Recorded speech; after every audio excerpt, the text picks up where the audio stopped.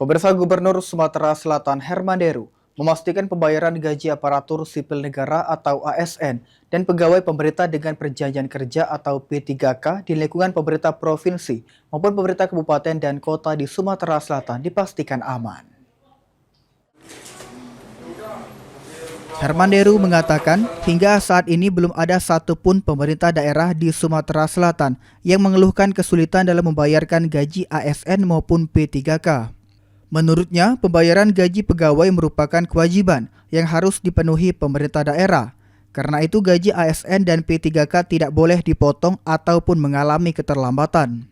Herman Deru menjelaskan para ASN dan P3K telah menyusun perencanaan keuangan keluarga, mulai dari biaya pendidikan anak hingga berbagai kebutuhan hidup lainnya. Oleh sebab itu, hak para pegawai harus tetap dibayarkan secara utuh. Pegawai itu apakah PNS, apakah honorer, maksudnya yang tadinya honorer menjadi P3K, itu jangankan nggak dibayar, dikurangi pun nggak boleh, saya bilang. Karena mereka punya planning budget keluarga. Gubernur juga menegaskan kondisi keuangan pemerintah daerah di Sumatera Selatan yang tetap aman karena hasil perencanaan anggaran yang telah dipersiapkan sejak awal. Tim Liputan, PAL TV.